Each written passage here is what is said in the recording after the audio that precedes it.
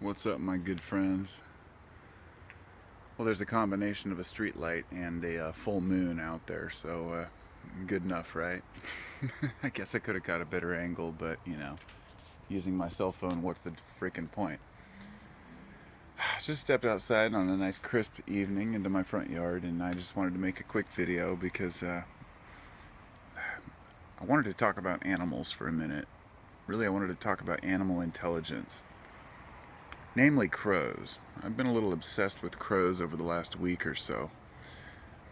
But a couple of years back, I actually had the icon for my channel as a crow with French fries in his mouth, and it was kind of a little bit of a joke for me. But I became a little bit enamored by this picture of a crow eating French fries, and it was kind of the I was going to say East meets West metaphor, but it's I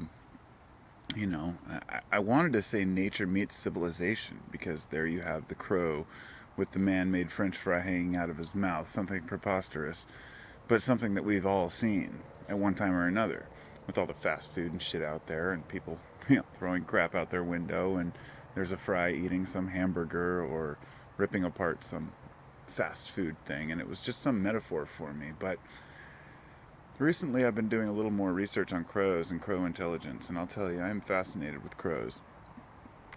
I, uh, I guess the reason why I mentioned that, nature meets man comparison is because I realized that was an insufficient description. Because crows, from what I understand, it's crows don't generally live more than 5 kilometers away from somewhere where there's a human civilization. And for the most part, they live alongside humans, just like rats and cockroaches. I mean, sure, there are rats and cockroaches out in the woods, and there are also crows out in the woods, but the vast majority of them tend to congregate around humans because we share some of the same interests. And one of the things that fascinates me the most is that we think of all the creatures that live alongside us as disgusting: rats, cockroaches, and crows. And I wouldn't say that crows are considered disgusting, but rather crows are considered evil or creepy. Even when I was joking earlier to my mom about how I want to get a pet crow, she's like, "Oh, don't! They're just evil or creepy." And I was just thinking about that. There's that whole mentality behind it that it's nobody's fault. It's not that people are just dumb or ignorant about animals. It's just that there is something creepy about them. I mean, Edgar Allan Poe used, crows in his poems for a reason, and a raven, rather. And there is a difference between a raven and a crow, of course. Ravens are generally about 3 pounds or more. Crows are a pound to pound and a half, but they're both very intelligent. And it's debatable that they're the most intelligent birds in the entire world. And a lot of folks may think the parrots were.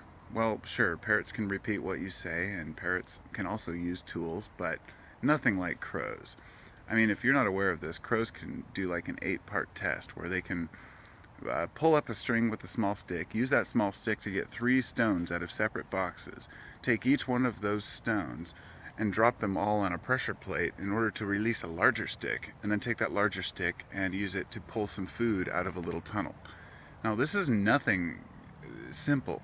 An 8-part fucking process to remove food is something that when you see the process done, you realize how intelligent these birds really are and how little credit we really give them. And I think what inspired me to make this video was finally earlier, I have this book, it's called The Story of Our Time, and I got it at Goodwill. It's part of a series. It would be similar to an encyclopedia series, but the year is 1950.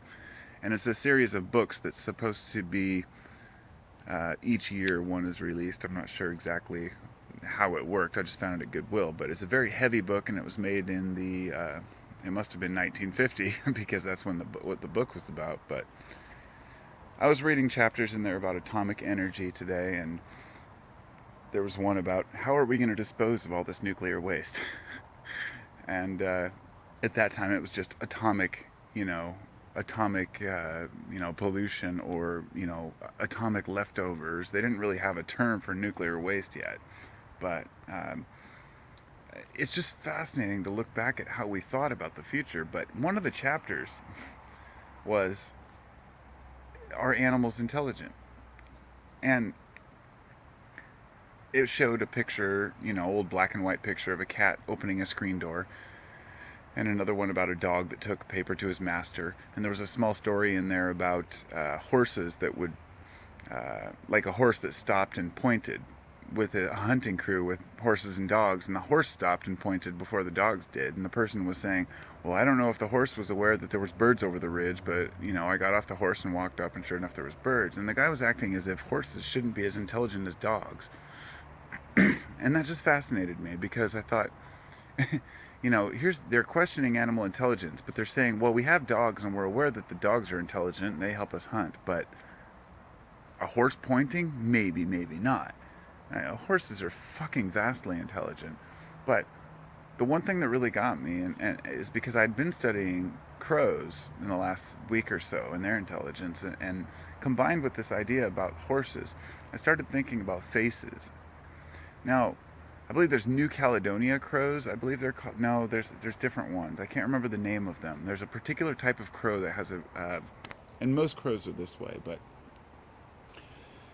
if you put a piece of food, say, on a bench, if you're a person who has crows and raises crows, there was this test done where they had a person stand for like 5 or 6 feet away from the food and look at it. Now the crow would creep up slowly, and over a period of time he'd look at the person, look at the food, look away, look at the person. Eventually he'd grab the food and take off.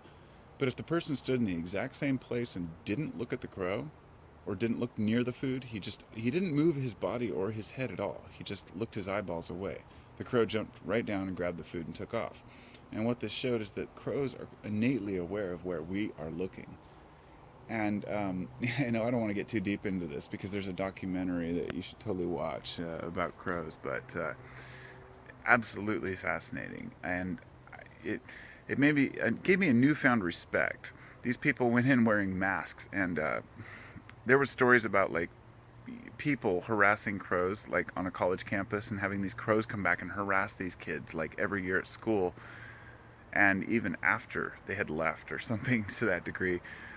But one story, these guys wore these masks and they went in and kind of harassed ravens when they were still in the nest, and then left. And then when the crows were grown up, they went back with those same masks, and those crows as adults recognized them. And what they found is that crows have the ability to imprint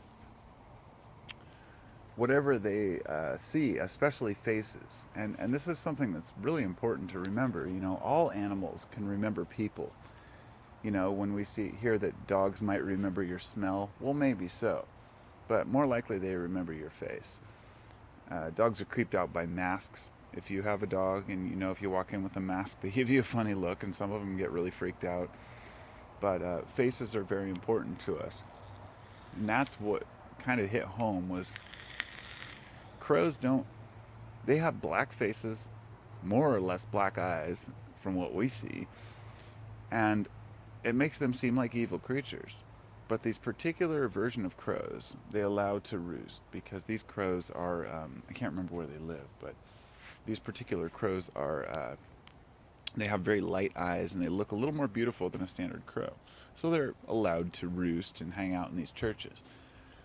And it just goes to show how when things look cute, we're willing to think that they are special. It's one of the things that's always bothered me about humans is that pandas, for example, Save the Panda. And it was something that really interested me when I learned more about the panda. And I remember back in the 90s, the whole WWF, no, not wrestling, but the Wildlife Federation, they always had a picture of a panda eating bamboo, and it was kind of this symbol of save wildlife. And it seemed rational. It makes sense. It's a bear that is very slow, eats bamboo, can't digest very, very well, gets very light nutrients, and is I think they give birth to like one young at a time, and it's very difficult for Actually, to get in, it could go on and on about panda diplomacy, which Japan uses. Basically, any panda that's in a zoo around the world is owned by Japan. And they have something called panda diplomacy where you have to pay $1 million to Japan to have a panda in your zoo. And if they have a baby, I think it's like $250,000 charge just to have a baby born in captivity. It's wild. And then after the baby's born, you have to send it back to Japan because they own every fucking panda in the world.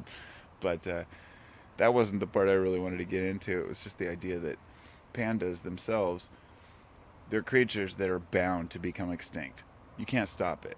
I mean, we can. Sure, we can bring them back. But the whole point of humans trying to bring back creatures is, and the point that I'm trying to make here is that we're always trying to bring back creatures that are beautiful or ones that are cute or cuddly.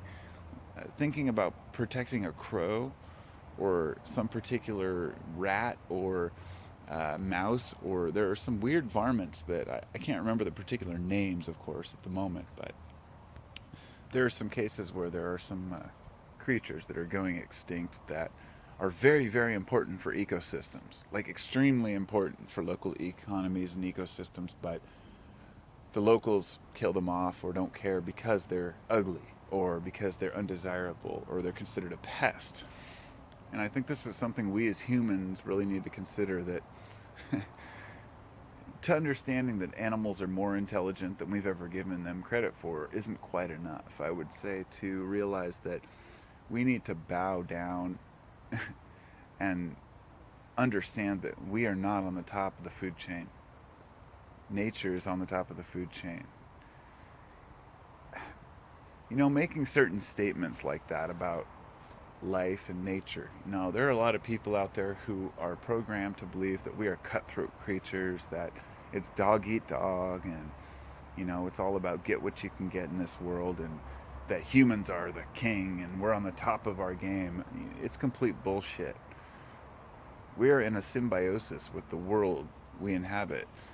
And when you look back at stories about, you know, these, you know, when I was younger, I remember hearing stories about these, like, monks or shepherds who would befriend animals and have all these animals come up and eat off their hands. And I used to think, that seems extreme, but possible if you were out there a long time.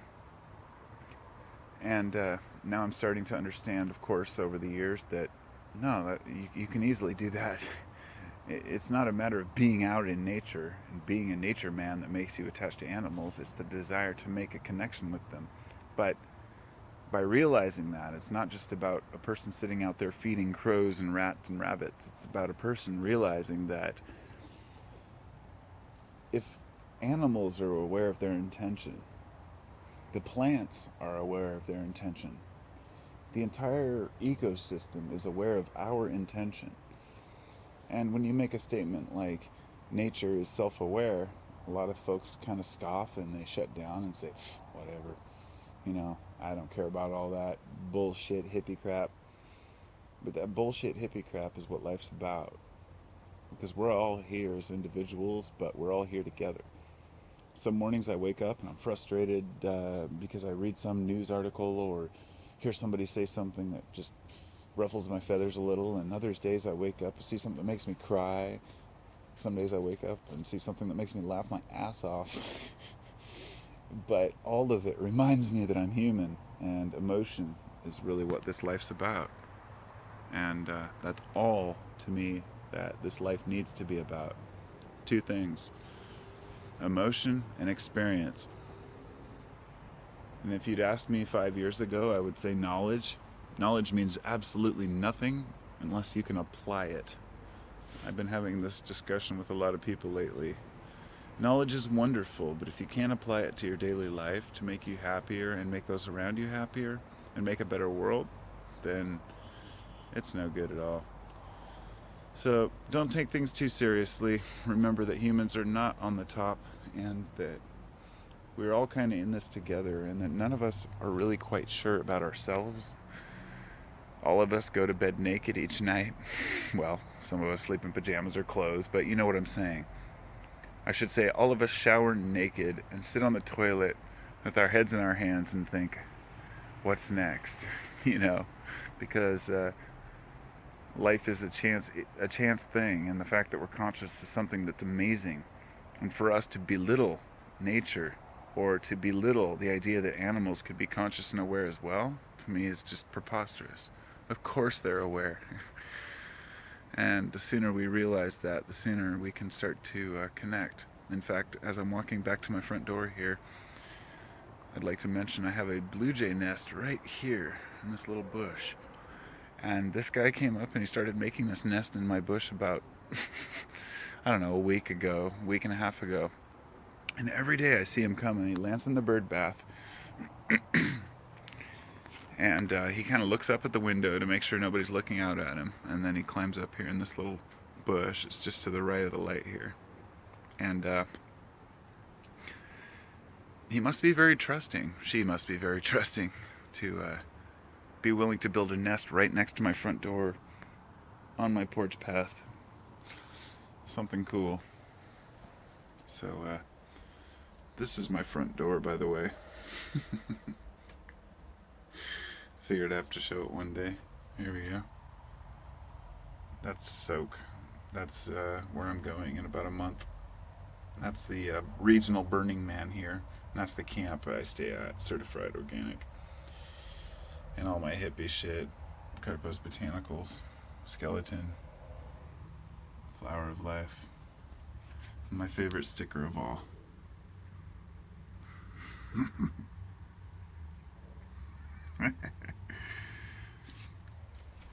I actually bought those to put on the porta potties at Burning Man, or Soak, anyway, in a couple weeks. So it's been good talking to y'all, and have a wonderful evening. Peace.